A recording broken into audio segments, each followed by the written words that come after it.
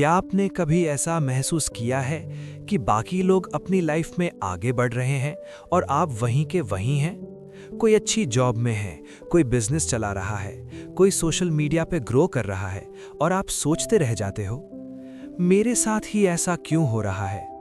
अगर आपने कभी ऐसा महसूस किया है तो समझ लीजिए आप अकेले नहीं हो।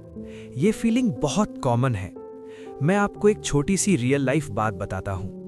कभी कभी हम अपने दिन की शुरुआत ही कंपैरिजन से करते हैं। फोन उठाया, इंस्टाग्राम खोला, किसी की सक्सेस देखी, किसी की ट्रैवल फोटो देखी, किसी का परफेक्ट लाइफ वाला पोस्ट देखा और फिर अपने ही माइंड में एक आवाज आती है, मेरी लाइफ इतनी एवरेज क्यों है?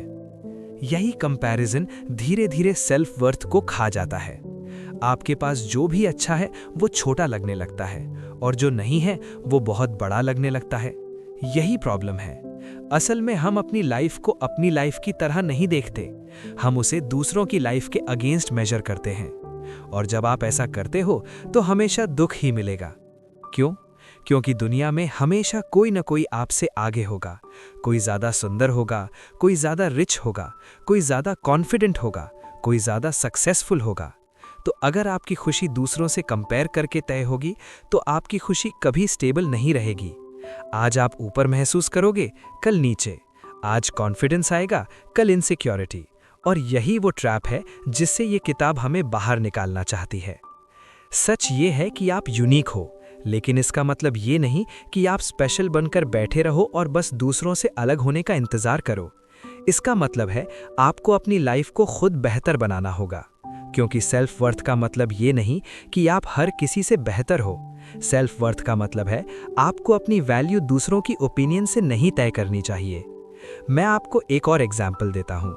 मान लो आपके ऑफिस में एक कॉलीग है जो बहुत जल्दी ग्रो कर गया, उसकी सैलरी बढ़ गई, उसको रिकॉग्निशन मिल गया और आप सोचने लगे, मैं इतना मेहनत करता हूँ फिर भी मुझे वो क्यों नहीं मिला? अब दो रास्ते हैं। पहला, आप खुद को नीचा महसूस करने लगो।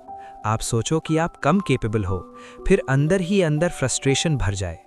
दूसरा, आप कामली सोचो कि ठीक है, उसकी जर्नी अलग है, मेरी जर्नी अलग है, मुझे अपने पाथ पर फोकस करना है। यही मैच्योर थिंकिंग है।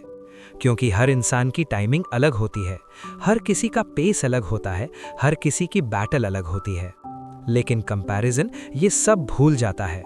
अब सोचो, अगर आप हर दिन खुद को किसी और से कंपेयर करोगे तो क्या होगा? आप कभी अपने प्रोग्रेस को नोटिस ही नहीं करोगे।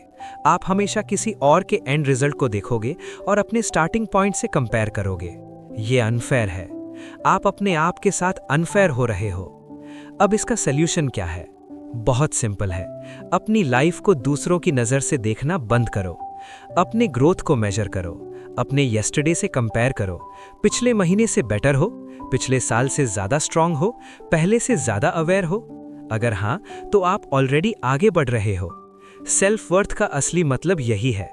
एक और बात समझो, कई बार हम सोचते हैं कि अगर मैं परफेक्ट हो जाऊं तभी मैं वैल्यूएबल हूं, लेकिन परफेक्शन एक इल्यूजन है। आप परफेक्ट नहीं हो सकते और ऑनेस्टली इसकी ज़रूरत भी नहीं है, क्योंकि रियल वैल्यू परफेक्शन में नहीं होती, रियल वैल्यू ग्रोथ में होती है। आप गिरते हो, संभलते हो, सीखते हो और फिर बेहतर बनते हो। यही इंसान की रियल ब्यूटी है। तो इस लेसन का सिंपल मैसेज क्या है? अपनी वैल्यू दूसरों से मत पूछो, अपने अंदर से बिल्ड करो। अगर आप हर दिन थोड़ा बेटर बनने की कोशिश करोगे तो कुछ टाइम बाद आपको खुद फर्क दिखेगा, और जब वो फर्क दिखेगा तो दूसरों की सक्सेस आपको थ्रेट नहीं लगेगी, वो सिर्फ एक एग्जाम्पल लगेगी। तो इस पूरे लेसन का कंक्लूजन ये है, आपको हर किसी से बेटर बनने की ज़रूरत नहीं है। आपको बस कल के अपने वर्जन से बेटर बनना है, बाकी सब नॉइज़ है। और यही वो पॉइंट है जहां पीस शुरू होती है। लेकिन यहाँ एक और सवाल है, अगर आप खुद को दूसरों से कंपेयर करना बंद कर दो तो आपकी लाइफ कैसी होगी? अगले पार्ट में हम इसी सोच को और डीप करेंगे और बात करेंगे कि सफ़र करना क्यों ज़रूरी है और लाइफ में पेन को कैसे मीनिंग दिया जाता है।